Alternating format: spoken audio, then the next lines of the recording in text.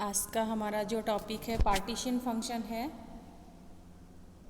Partition function BSc part second के paper first thermodynamics unit first में है। उसका सब टॉपिक हम पढ़ेंगे mean energy.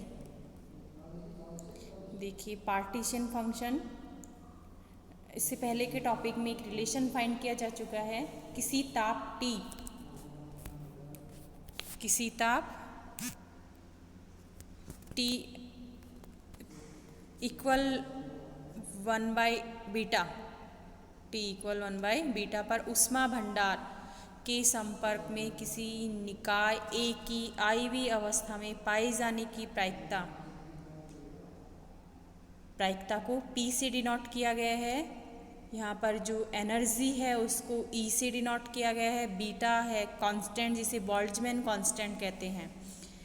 PI IV state में पाए जाने की प्रायिकता equal e⁻⁻β EI upon sigma I e⁻⁻β EI।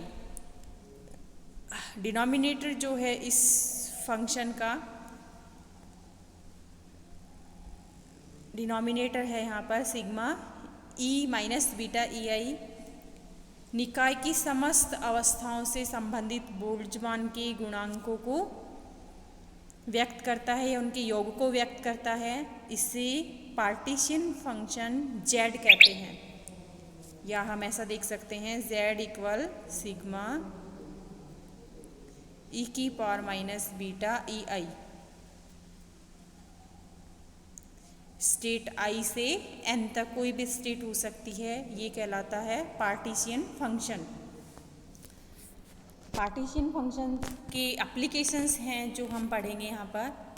पहला एप्लीकेशंस है मीन एनर्जी। पार्टीशन फंक्शन को शो किया गया है यहाँ पर Z इक्वल e⁻⁻β EI। इस फलन का अनुप्रयोग विभिन्न ऊष्मागतिक प्राचलों के निर्धारण में किया जाता है। आज हम पहला टॉपिक पढ़ेंगे माध्य ऊर्जा मीन एनर्जी। माना कि गैस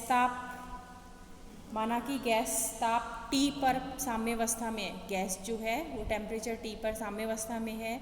यदि गैस के एक अणु को लघु निकाय के रूप में माना जाए जो कि ऊष्मा का भंडार के साथ ऊष्मीय संपर्क में है तथा गैस के अणुओं के मध्य अन्योन्य क्रिया नगण्य हो, तो इस स्थिति में अणु की माध्य स्थितिज ऊर्जा माध्य गतिज ऊर्जा की तुलना में नगण्य होगी।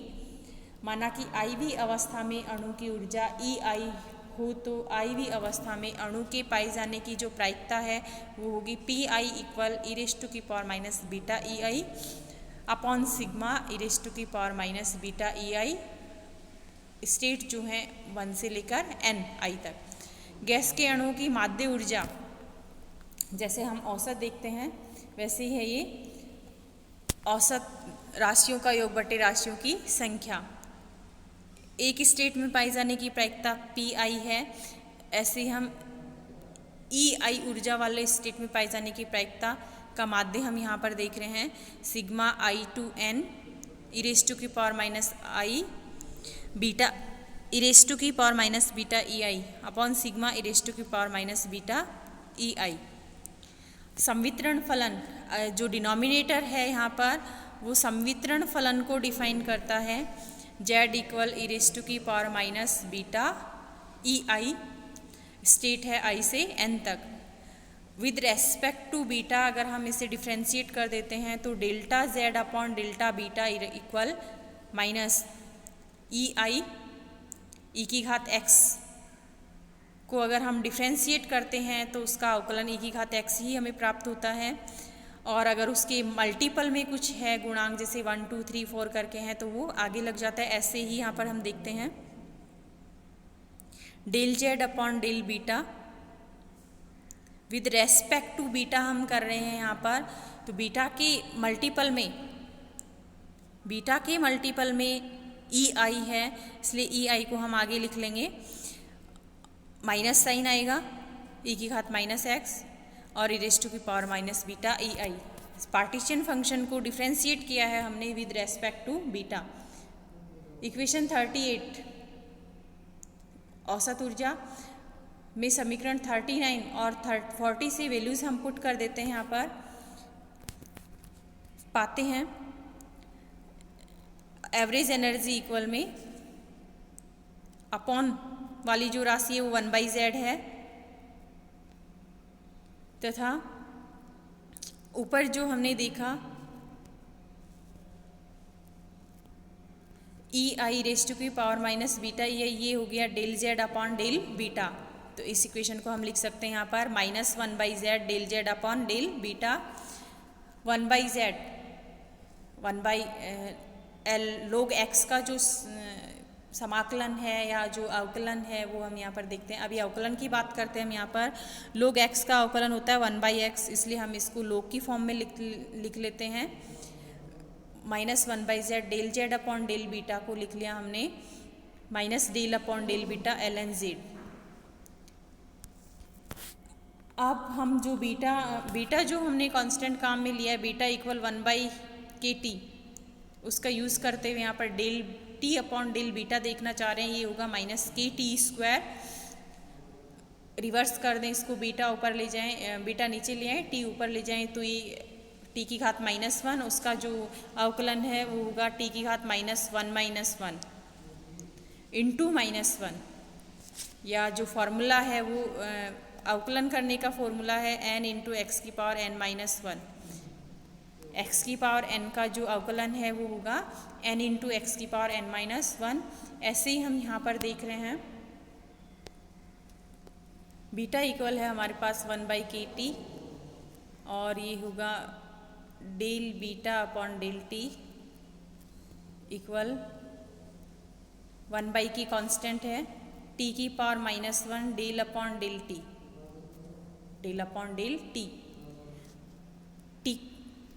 जो हम देखना चाह रहे हैं वो ये है हमारे पास में डेल अपॉन डेल t की पावर -1 का जो अवकलन है वो होगा यहाँ पर -1 t की पावर 1 या -t-2। अपॉन में अगर हम इसे लेना चाहें तो ये होगा -1/t²। यहाँ पर हमने वही लिखा है इसे, beta equal -kt², beta equal -kt²। ई बार जो हमारा एवरेज एनर्जी है वो यहाँ पर हमारी फॉर्म में चेंज हो जाता है। बीटा की जो वैल्यू है वो अपने रख दी है kt²।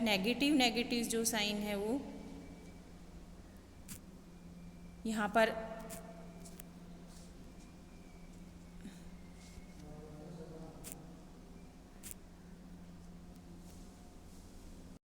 नेगेटिव साइन पॉजिटिव में चेंज हो गया, नेगेटिव पॉजिटिव हो जाएगा। kt² del upon del t ln z।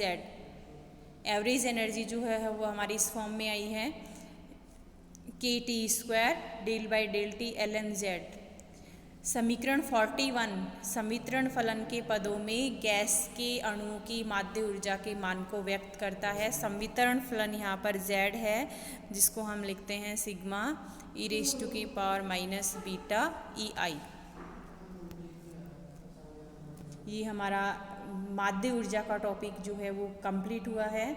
आगे की कक्षाओं में हम इसी से जुड़े हुए सब टॉपिक्स पढ़ेंगे। Thank you.